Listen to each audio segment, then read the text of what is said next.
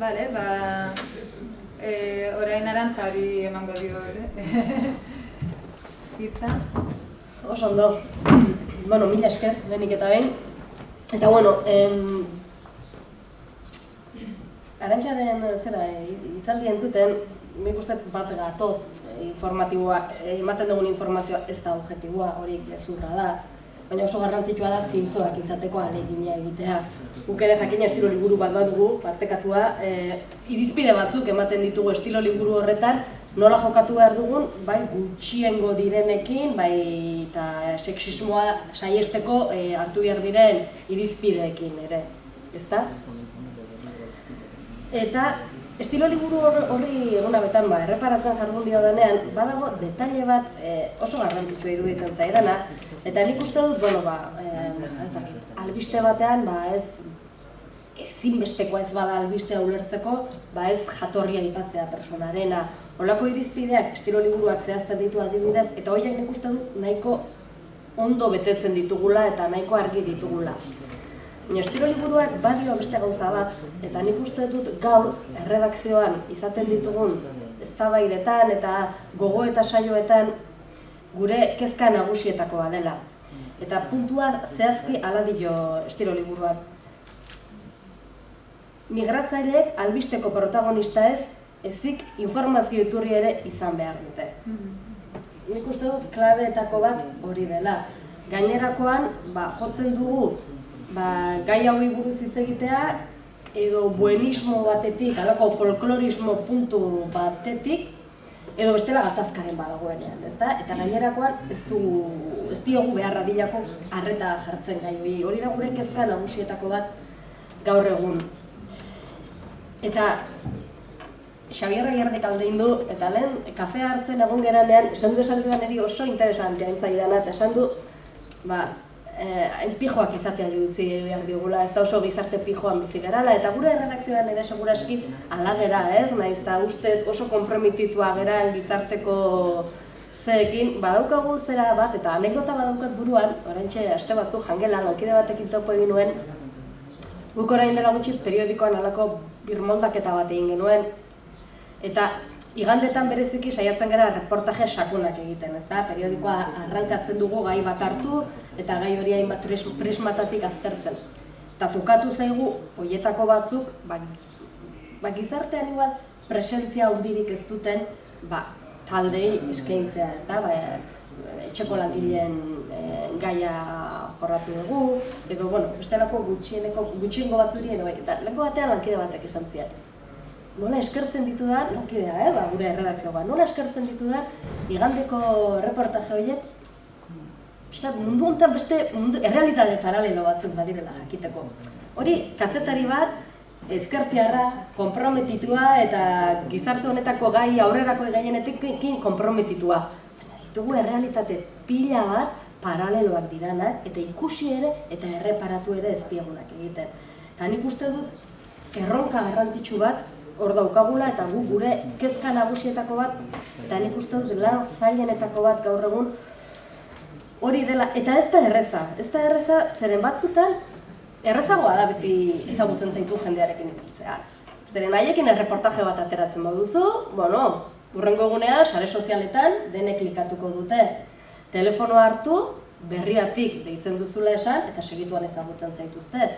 Gainerakoan, esplikatzen hasi behar duzu, ez dakite aldizkari bat zeran, lokala zeran, ez zaituzte ezagutzen, hor aliantza asko daude eraikitzen hasteko. Orduan, nik uste askotan errezagoa dela, ez? Bertan goxo geratzea,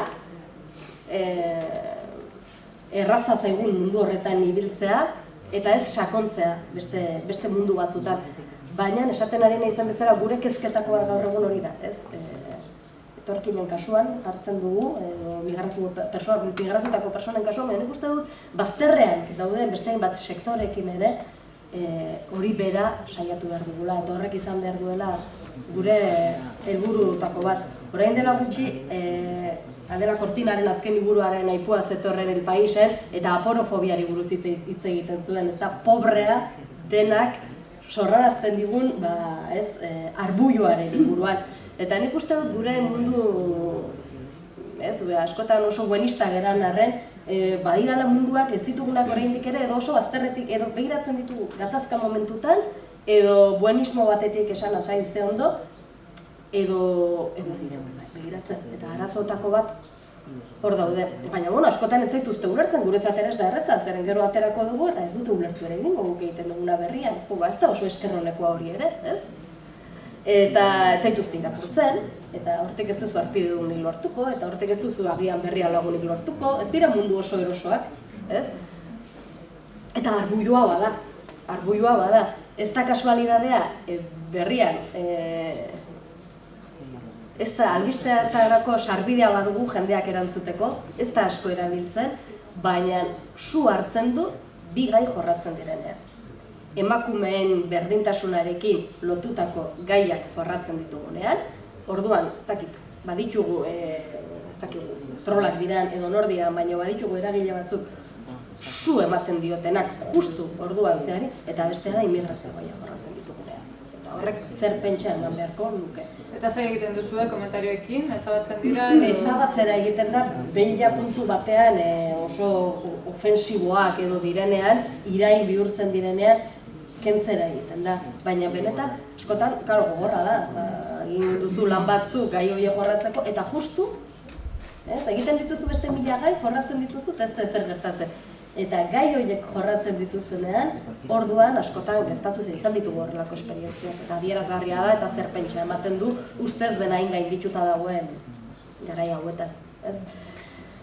Guri pixka bat gaiak kokatze aldera, eta gero nik, baditut, esaten ari nahi zen bezala kezkatako bat dugu, agertze ez diren mundu horiek agertzea, erantzukizun bat iruditzen zaigulako, baina zalantzak sortzen dira. Batetik esan nahiko nuke, eta hemen zaudetenei begira, asko ezagunak, justu erreportaje hauek egiten ezagututako jendea edo horiekin harremanak lotutako jendea, aliantzak eraikitzera kondenatuta gaudela. Gauzak ondo egite aldera oso garrantzitsua da alkarrekin konfiantza harremanak lotu eta bide berean joatea edo, jakina, kazetariak bere kazetari lana egingo du, prentsa arduradunak edo komunikazio arduradunak bere egingo du, baina alkarrekin aliantzak eraikitzea oso garrantzitsua dela gauzak ondo egite aldera. Eta alde horretatik konfiantzazko harremanak eraikitzea garrantzitsua dela. Eta hor ahalduntzea oso garrantzitsua iruditzen zaidala. Ahalduntzea zeren izan ditut esperientzia, nik buruan baditut esperientziak zeintzuetan pentsatu dudan. Zintzu ari nahi zelako jokatzen. Zeren, hemen kontatu dizkidatenekin, nik honi eman diezaiokedan hemendik atera dezakedan informazioa sare sozialetan jarri eta honekin ehundalako oihartzuna lortu dezaket. Esan nahi zut, erantzukizunez jokatzen ari naiz, eta ezagunak bagera oso ondo iruditzen zait. Baina bestela, tentuz, elkarteetan eta dabilen jendeari, tentuz. Beste kezka bat daukadana da askotan, eta hori asko jotzen da testimonioen kazetaritzan. Gaur egun testimonioak eskatzen dira. Zer gai jorratzen ari gara, eta testimonioak. Eta bilera egiten da zuzendaritzan, eta testimonio bat lortuko bagenu, kontuz horrekin ere. Esan nahi dut, nik uste asko jorratzen dugu testimonioen kazetaritza, baina bereziki arreta handiz jokatu behar dela kazetaritza modu horretan, errespetu izugarriz eta arauak prentsa komunikaziokoak jarri behar dituela, iruditzen bazaio jarri behar dituela. Beldurrik gabe. Kontrakoa defendatzen duten kazetariekin egon naiz horrela mahai baten bueltan, nik ulertzen eta konpartitzen ez dudan ikuskera bada, berrian ere orokorrean bat gatoz, egia da presio bat egoten dela, gai bat lehertu da. Oraintxe gogoan daukat, Gipuzkoako Foru Aldundiak erabaki zuenean laguntza bat bazan RGIaren osagarria zena, hori kentzea erabaki zuenean, halako boom bat sortu zen, interes politikoa daude, gero bakoitza defendatu nahi du, EH Bildu jarri zuen, defendatu nahi zuten, EAJak defendatzen zuen kentzea, dei efektua erabili zuen, efektua llamada, egontzan diario askoren titularra handi bat, esanaz, gainera nik batzen analisi bat idatzi nuela galdetzen, beharrezkoa zen, titular hori egitea eta batez ere Aldundiak ja bide hori irekitzea, Aldundia izan zelako dei efektuari buruz hitz egin zuela. Baina gero, klaro, guk gaia jorratu egiten genuen erredakzioa. Eta testimonioan behar genituen.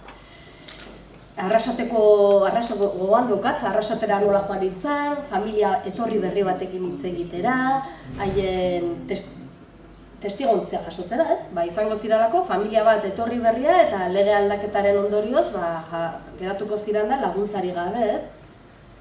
Hori zalantzak izan dituen nik reportaje hori egiteakoan, eta gero jendeak zori ondo egin ninduen, baina ni loa eramutzi zidan, zilegira, etorri berria da familia bat, hizkuntza ez duena ezagutzen. Ezakitenak oso ondo, ni badakit ez zekiten oso ondo kazetarian izan, edo gizarte laguntzailea izan, edo zerra izan. Kontaktua gizarte haiei asko laguntzen ari zen persona baten bidez egin genuen. Eta alaxo joan zen, portaban joan ziren, hiruak, baina nik uste dut kontu zibili behar dela. Eta horrelakotan garrantzitsua dela aliantza sendoak edukitzea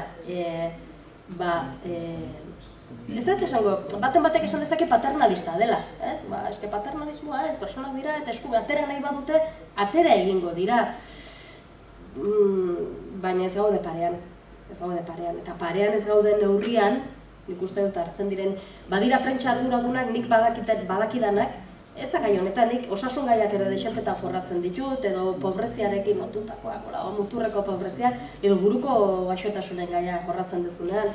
Ni badakit dela prentsa arduradunak telefonoa hartzen dudanean eta testigantza bat eskatzen didiadanean ez esango didatenak. Eta nire errespetua irabazi dute.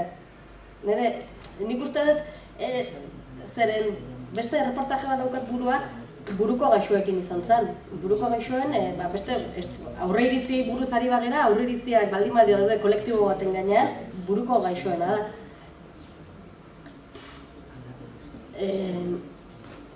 Karo, denek hitz egin nahi zuten. Egun batean joaten nintzen eta denek hitz egin nahi zuten. Urrengo egunean joaten nintzen eta batzuk ja ez zuten. Batzuk argazkiak natera nahi zuten egun batean. Urrengo egunean ja ez zaukaten ainargi.